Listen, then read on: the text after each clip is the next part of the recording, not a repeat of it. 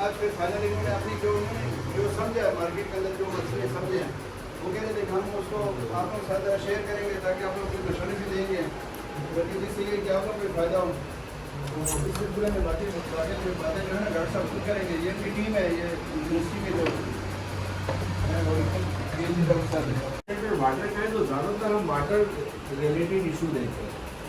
बुनियादी प्रोजेक्ट का मकसद ये है कि ऐसे हम काम करें या सजेस्ट करें तो आप लोगों को और गवर्नमेंट को कि उसकी वजह से माहौल में या जो पॉल्यूशन है वो कम हो जाए। तो आप लोगों के हमने सर्वे के 100 इंडस्ट्री को यहाँ कॉन्टेक्ट किया, मेरे सामने यहाँ 200 से 300 के करीब है।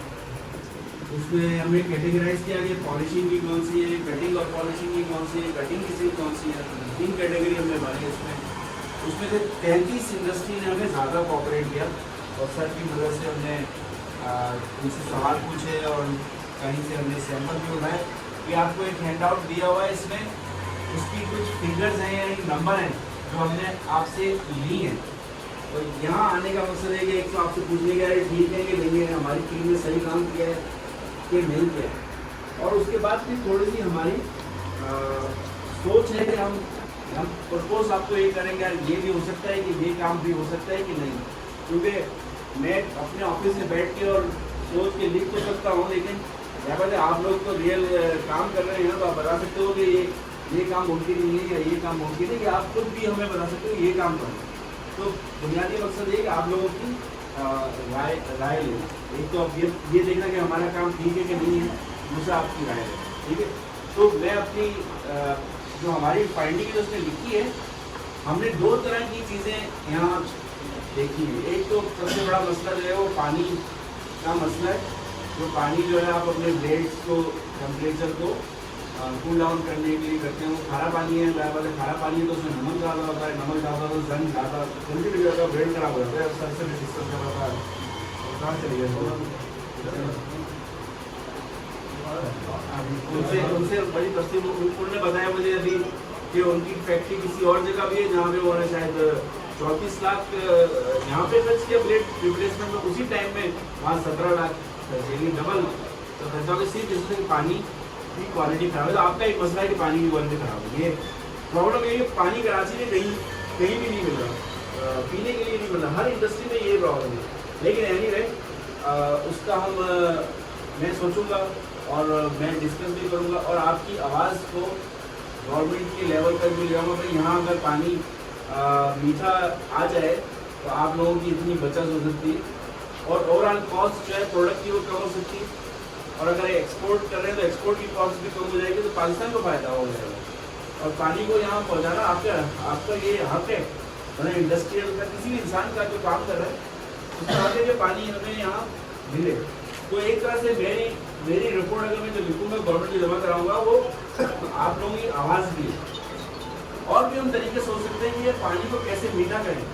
अब कुछ तरीका ये जैसे पानी को मीठा करने का अभी तक जो इजाद हुआ है वो एक ही तरीका है, आपको पता होगा तो तरीका वो RO है, रिवर्स ऑस्मोसिस, लेकिन उसकी कॉस्ट बहुत ज़्यादा होती है।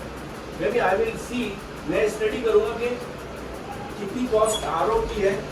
अगर आप सब मिल के एक RO लगा लें हो सकता है आपको वो कॉस्ट जो आपकी बचत हो रही हो ब्लेड की रिप्लेसमेंट में अगर मीठा पानी हो तो उससे कंपनसेट हो जाए 3, 4, 5 साल में। आई विल मेक, मैं उसकी एक एनालिसिस करूँगा, ठीक है। ये तो मीठे पानी का हुआ।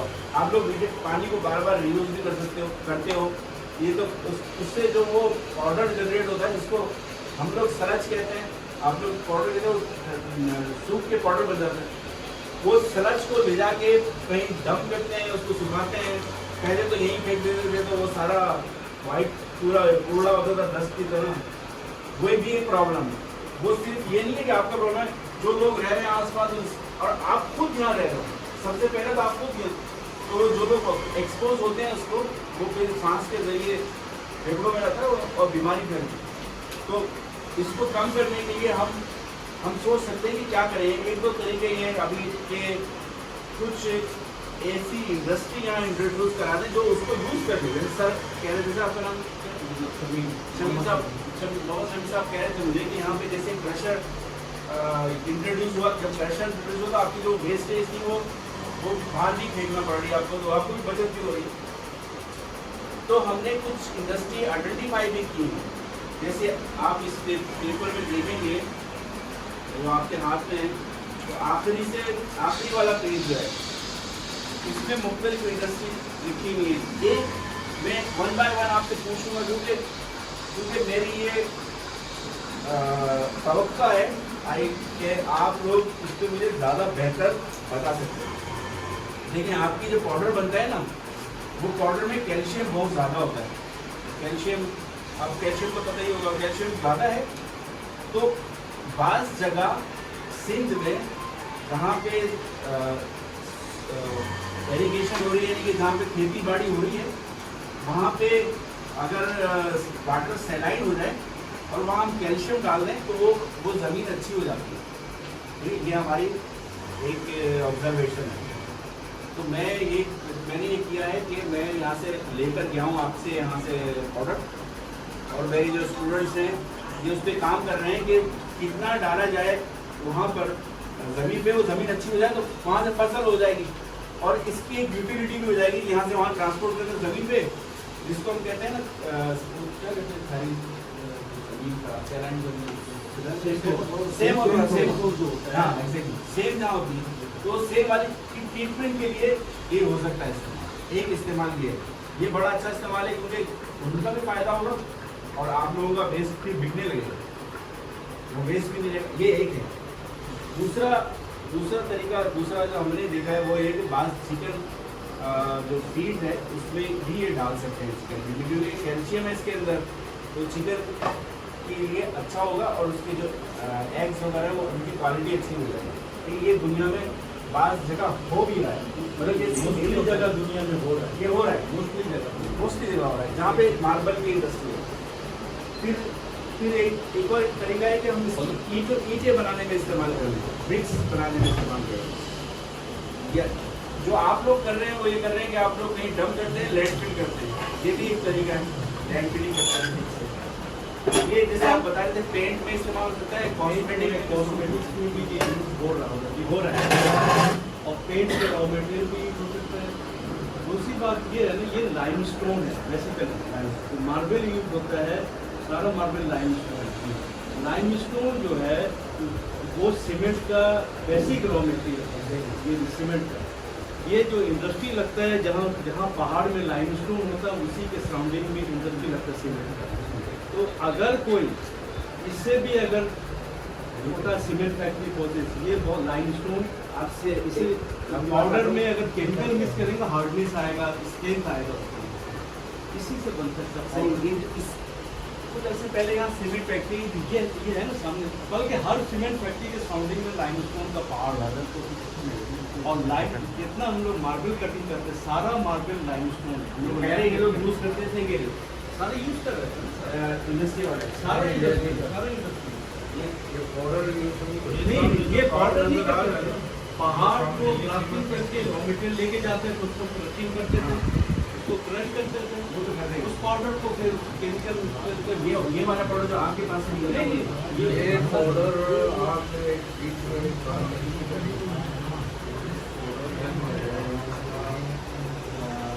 हिंदू मार्बल के नाम से और आपको बाद में ममालिक के नाम से क्या नाम है, हिंदू अब में है वो आसानी यही पत्थर ग्राइंड करके पाउडर बना के फिर उसका ये टाइल बनाते हैं, ये आर्टिफिशियल, ये हमारा ये बना रहे हैं। हाँ ये आर्टिफिशियल, लेकिन ये पाउडर वो इसके अंदर यूज नहीं होता। ये पाउडर क्यों, क्या वजह है निकालते हैं? ये उनके मियार के मुताबिक है।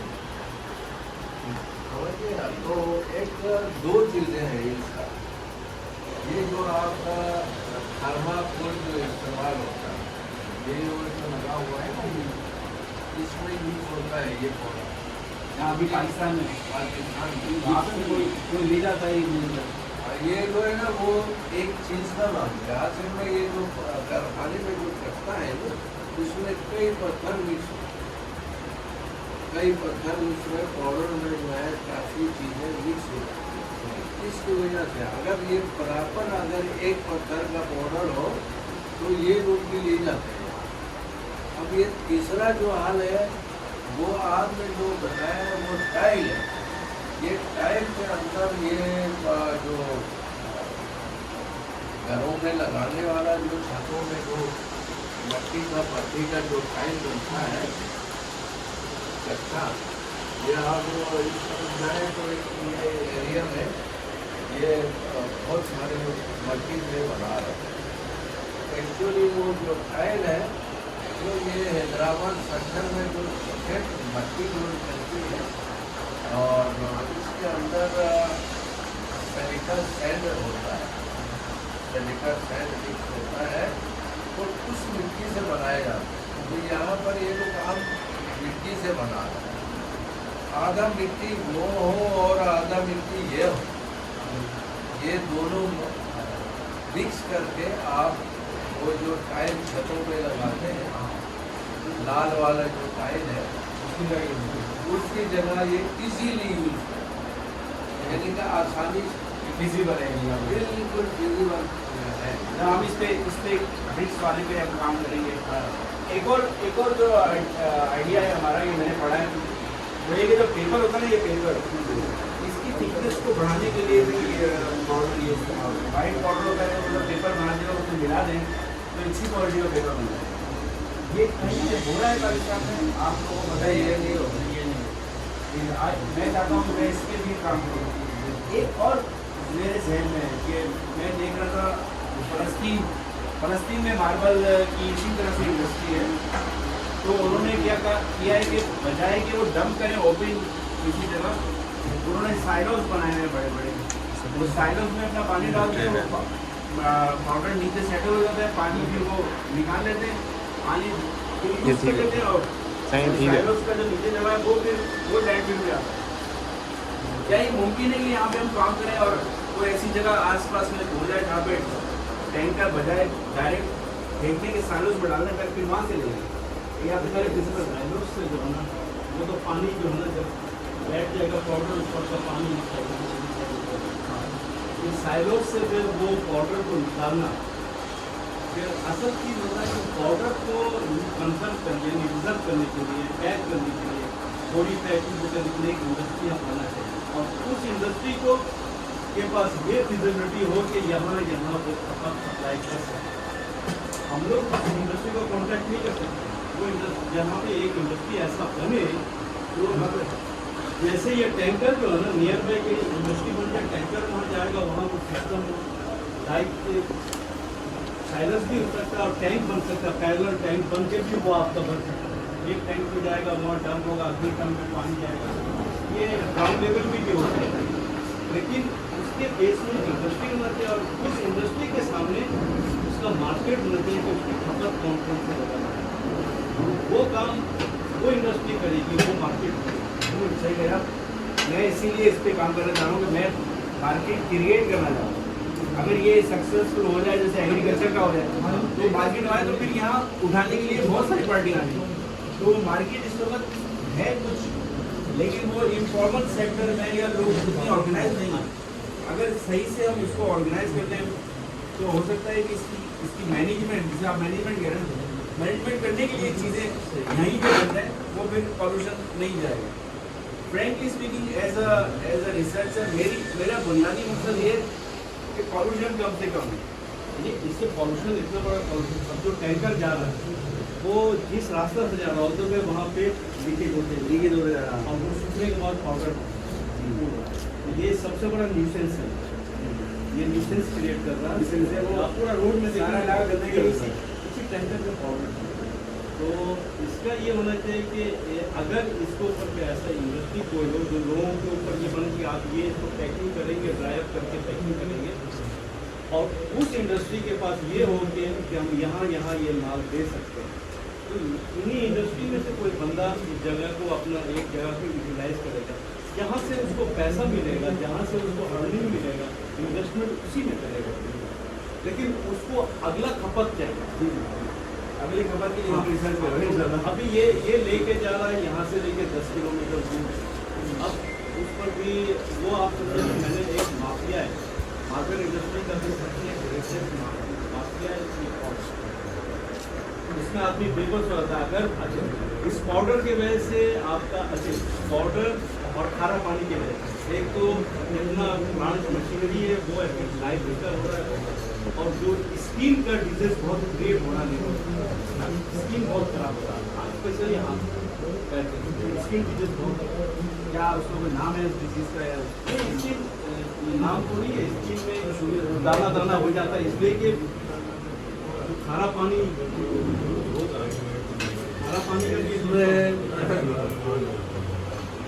पहले एक आया था सरकार की तरफ से माइनिंग शोबा के अंदर वो सर्वे हुआ, माइनिंग एंड इंडस्ट्री वालों के साथ सर्वे हुआ।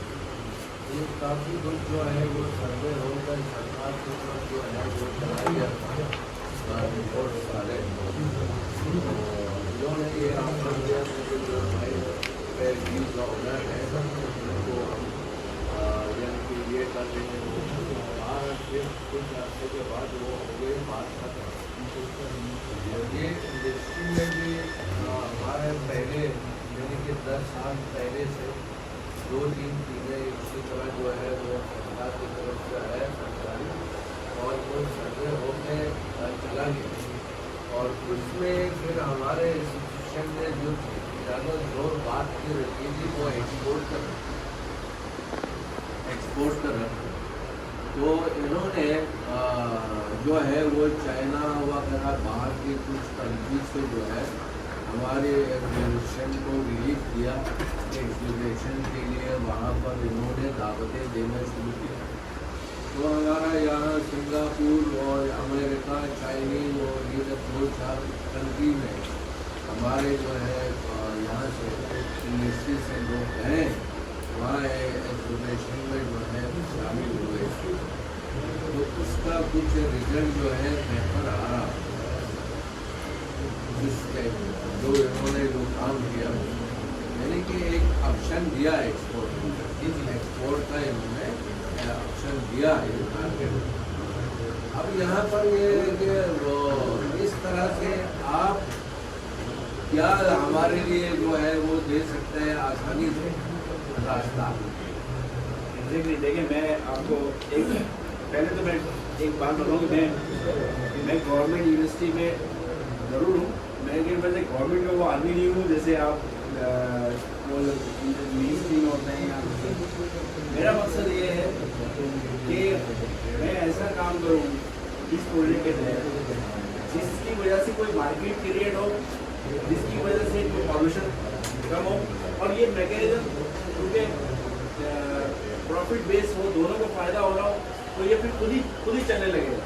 तो बजाय इसके कि कोई डंडा करके चलाए वो आपके फ़ायदे की वजह से चलने लगेगा। ये मेरा बुनियादी मकसद है, इसको हम कहते हैं इंग्लिश में सस्टेनेबिलिटी। तो वही चीज़ यहाँ एडॉप्ट कर सकते हैं प्लस माइनस कर वही हम उन लोग इसलिए उन लोग को इसमें बड़ा रेस्ट्रिक्शन हो जाना जिससे कि तुम्हें पॉल्यूशन हो रहा है ये तो नॉन ही होने चाहिए। तो चाइना है और इटली है जहाँ इंडस्ट्री के चल रहा ऑलरेडी प्रोसेस हो रहा है, उन लोग भी मेजर एक्सपोर्टर है, मेजर सप्लायर है ऑल ओवर द वर्ल्ड। तो वहाँ पे इस चीज़ को यूज़ कैसे करें, उस चीज़ को आप उसको कॉपीराइट करके उसमें यहाँ के हालात के तहत उसको प्लस माइनस करके उसको यहाँ ये चीज़ आपको ऊपर से यहाँ लाने ये जो मैंने आपको तरीके बताए ना लैंड फील वाले तो आप कर ही रहे हैं, लेकिन बाकी वाले तरीके वो हमने किताबों से और दूसरे लोगों में जो हो रहा है वो देख के वो भी निकाले, लेकिन अब उसको अपने लोकल हालात के तहत देखेंगे कि यहाँ पे कॉस्ट क्या हो सकती है, यहाँ पे कैसे उसको अडॉप्ट कर सकते हैं, इसी पे मैंने काम करना है। सिर्फ इस समय पूछना ही था कि इसमें से कौन कौन से आप समझते हैं कर दो आपके ख्याल में भी बहुत अच्छा एक सोल्यूशन है मैन्युफैक्चरिंग या अपने पेंट का रॉ मटेरियल के तौर पर यूज होता है, क्योंकि इसमें ये बहुत भारी होता है पेंट का रॉ मटेरियल और कॉस्मेटिक्स में भी हाँ जैसे यहाँ ग्रीन एक बॉटल यहाँ पे है, इस बॉटल में ग्रीन है, ये कॉस्मेटिक्स में यूज होता है। और मैं जो एक्सप्लोर करूँगा एक्सपेरिमेंट करके वो ये है कि पेपर में मैं यूज़ करने जाता हूँ उसको, और एग्रीकल्चर में यूज़ कर रहा हूँ। अगर एग्रीकल्चर में यूज़ हो गया तो ये तो बहुत ही बड़ी मार्केट सिंध है। में बहुत बड़ा मार्केट है।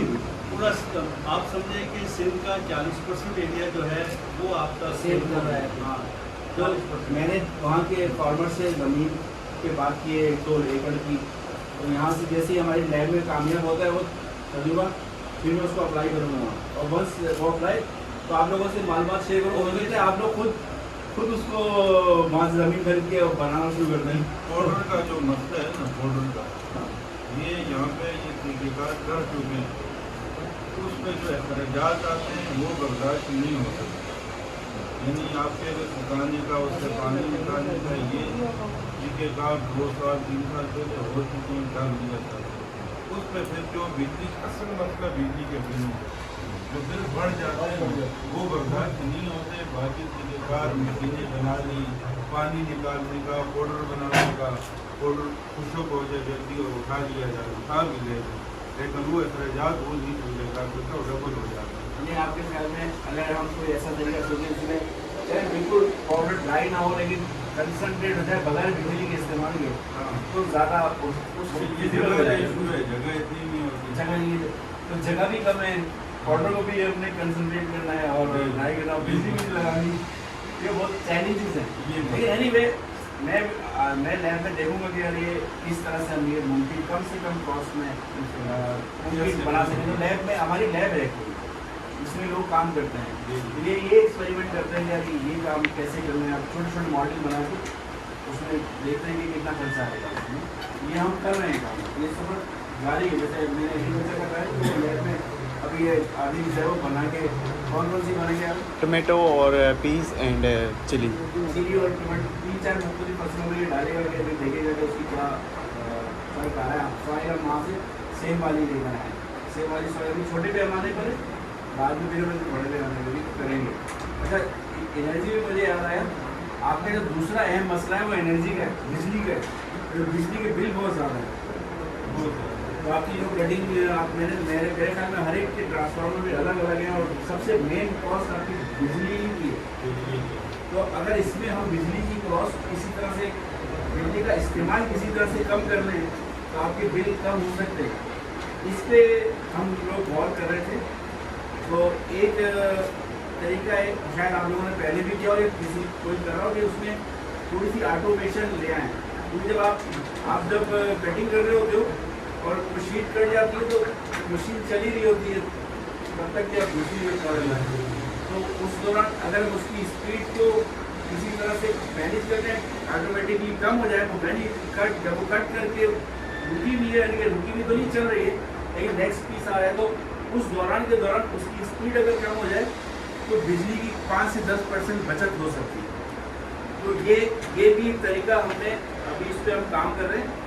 तो ये आपको जो मैंने हैंड आउट दिए इसमें थोड़ा सा इन्होंने रफ काम किया है। जो ये पेपर आपने देखा है, नंबर्स पे दिए हुए कि अभी क्या सिचुएशन है, और अगर आप ऑटोमेशन कर लें तो उस वक्त कितनी बचत होगी, इसके मुताबिक जो ये बिल्कुल ठीक नहीं है, लेकिन इसके मुताबिक जो असम्पशन हमने 10% की है, तो आपको हर महीने कोई 40,000 रुपये की बचत हो सकती है। ये एवरेज मशीन की बात कर रहा हूँ, अगर आपकी मशीन छोटी पड़ी डॉक्टर साहब यहाँ मेरे जहन में आ रहा है, ये बाय द वे ब्लेड चल गया, 40 का ब्लेड होता है और ब्लॉक क्रॉस कर दिया, अब हम उसको ऑटो टॉप ऑफ कर देंगे। ऑफ करके जब हम लेके आएंगे अगेन जब स्टार्ट करेंगे, स्टार्टिंग टॉर्क से ज़्यादा स्टार्टिंग टॉर्क ज़्यादा आएगा, और इवन हमारा जो बिजली का ज़्यादा इसमें इसका बेसिक चीज़ होता है कि वो ब्लेड जब वापस आके जो अगेन मारता है ना, उसको हम लोग टॉर्च कहते हैं। वो टॉर्चिंग आता है, हीट करता है, यानी जब वो हीट करता है अंदर घुसता है, फिर उसका लोड कम होता है, और नेचुरली फिर जब वापस आएंगे बार बार स्टार्ट करने से जो है ना वो बिल रेज होता है। ये भी फैक्टर है। अभी अगर ऑन ऑफ कर दिया और वो तार दोबारा लगाना है, इनिशियली बिजली ज़्यादा खर्च होगी, लेकिन बंद करने का नहीं कह रहा, मैं कह रहा हूँ कि उसकी स्पीड थोड़ी कम हो जाती है। इसका एक वो तो सिस्टम होता है, सांस उससे लेता है। जब आप पल्सर काटना होता है ना, वो सिस्टम लगा हुआ है हर मशीन में वो लगा हुआ है, इलेक्ट्रॉनिक सिस्टम वो है, लगे हुए वो लगे हुए हैं, उसके बगैर ये नहीं कर सकते मशीन ऑटोमेटिक है। पावर ऑटोमेटिक है। उसका आरपीएम जो है, जब आप उसको फंक्शन के अंदर है, वो आरपीएम जा जाके 200 या 300 पे चले जाए। जब आपका ब्लेड कटिंग एंड कर देंगे ना, तो फिर वो रिवर्स हो जाता है खुद ब खुद। वो खुद ब खुद जो है उसका आरपीएम के 5 से 10 थोड़ा सा दोबारा मैं आपसे डिस्कस एक मैं क्या बोलूँ एक पत्थर है बना, उसको आप पीस करें, एक कट करें, दो कट करें, वो कट गया पूरा, अब नया पीस आएगा, उस दौरान भी मशीन चल रही होती है, रुक जाती है, अक्सर चलाते हैं। चला वो तो वेस्ट है ना। फिर अगर उस वक्त उसकी आरपीएम कम करने इन्वर्टर लगा के एक इंस्ट्रूमेंट होता है जिसकी कुछ पिक्चर यहाँ पे इन्होंने निकाली हुई है।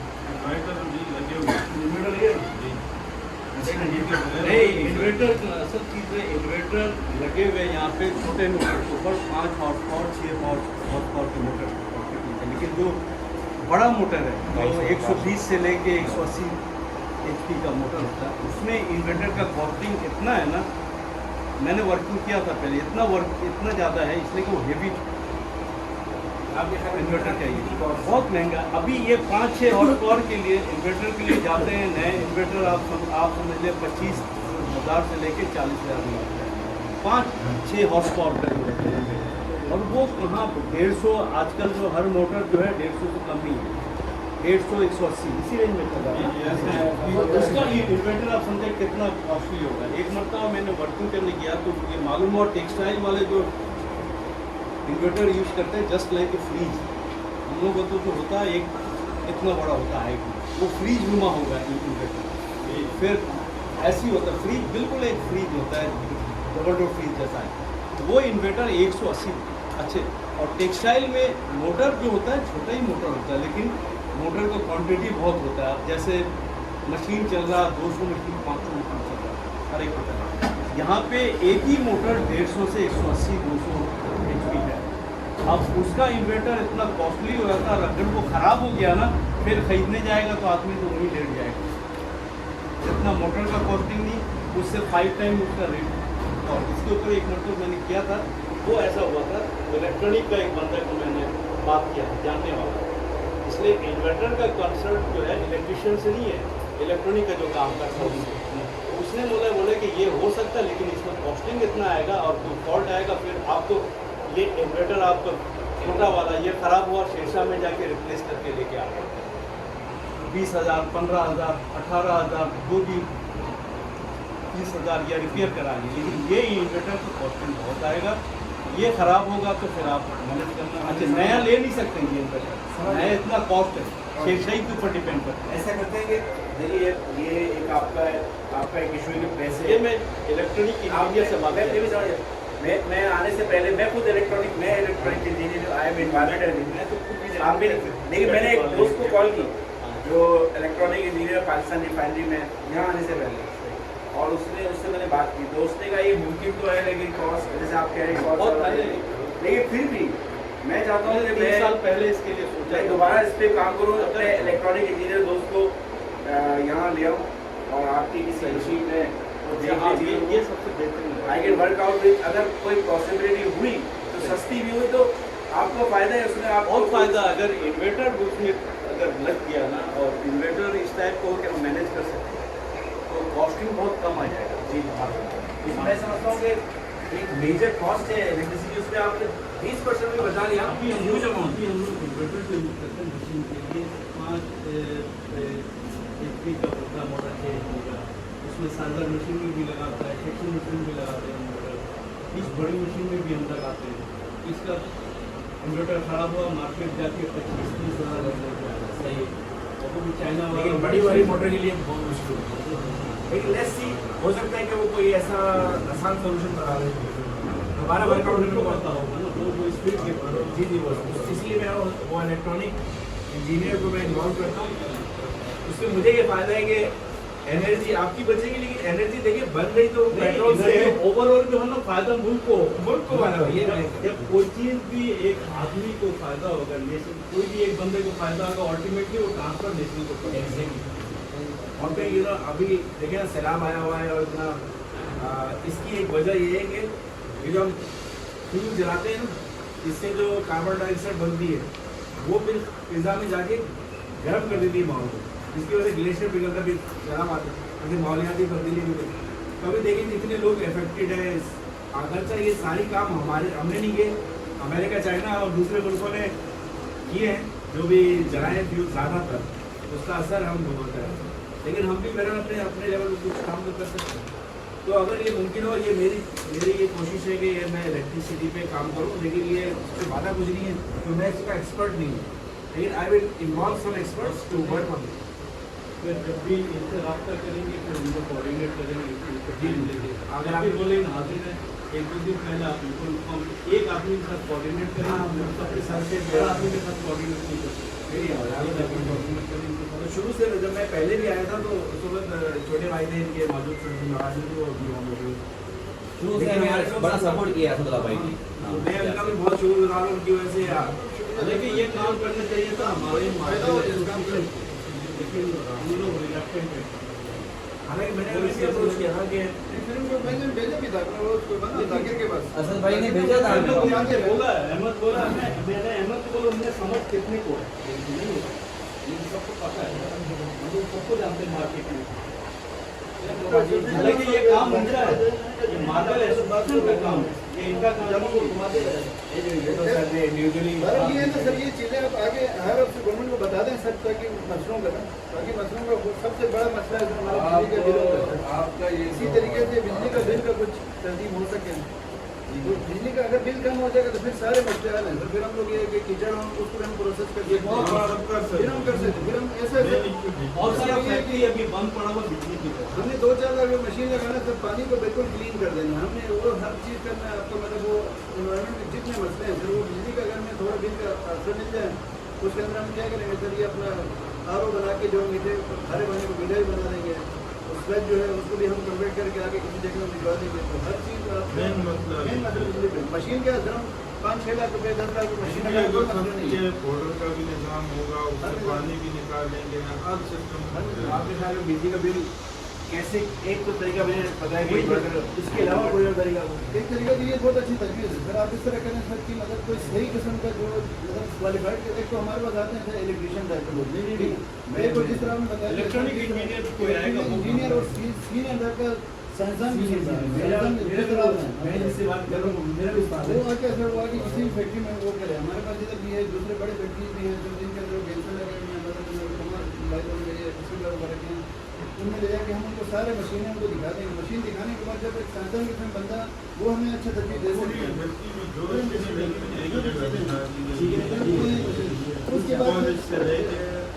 उसके बाद हो सकता है अब अक्सर तो ये है ना सर, बाहर मुल्क क्या होता है सर, कोई मशीन कोई नहीं होता है, डिज़ाइन होता है सर, मतलब वो टेलर मेड मशीनें होती हैं, ठीक है। ये मसला है, इस मसले के लिए ये इन्वर्टर लग सकता है, इन्वर्टर को अगर कोई हो सकता है हमें कोई मशवरा दे दे, वो एक सैंपल बना के दे दे, उससे क्या होगा सर, उसका बिजनेस होगा, ठीक है। वो मतलब हमें बता दें आप ये चीज़ लगा लो 10 लाख रुपये की, ये चीज़ मेरे कहने पर लगा लो, आपको महीने का 10 लाख रुपये फायदा होगा।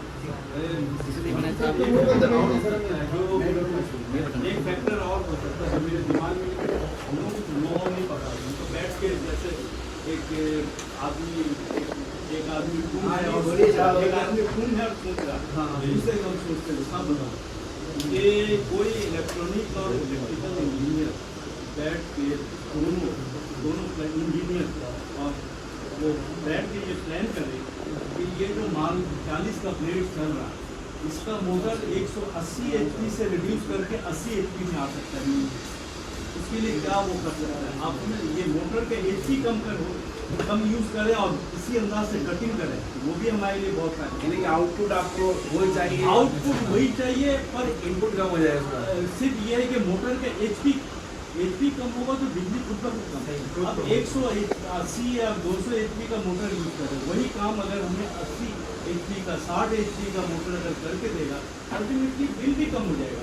सर आप हर पत्थर पे एक ही स्पीड आरपीएम इस्तेमाल कर रहे नहीं मेजर जो है मेजर हमारा अब एक मार्बल इंडस्ट्री आजकल सिर्फ एक मशीन जो चला रहा है इसका 18 से 20 लाख महीने का बिल है। हाँ, नहीं, बिल्कुल। मैं ये हमारा कह रहा हूँ अर्निंग का जो है ना 80% से 75-80% इलेक्ट्रिक पंप है ये बोलते हैं नहीं, हर पत्थर पे स्पीड वही चलती है वही हर पत्थर ये उसमें यहाँ पे नहीं उसमें ये है कि अब एक दो पत्थर जैसे क्रीम है कच्चा क्रीम है उसमें जो है ना आपका वही मोटर चलेगी मोटर वही चलेगी लेकिन ये है कि लोड कम लेगा ये जो सिस्टम है ना तो ये क्या करेगा उसकी आरपीएम को मेंटेन करेगा और प्लस में ये इसको तो इन्वर्टर है ना नहीं ये पीआईडी है कंट्रोलर है ठीक है ये क्या करेगा उसकी आरपीएम जो भी होगी ना उसको स्टैटिक रखेगा एक ही जगह पे और हर पत्थर के लिए आप सिर्फ इसको कमांड देंगे कि मुझे इतनी आरपीएम चाहिए कोई पत्थर होता है मतलब ज़्यादा सख्त नहीं होता गर्म होता है जल्दी कट वो जाता है मुख्तलिफ चीज़ है तो जो उसको कर सकते हैं इनसे हम कंट्रोल मशीन तो उसमें एनर्जी कम करनी होगी ना मोटर का एचपी हम कॉस्ट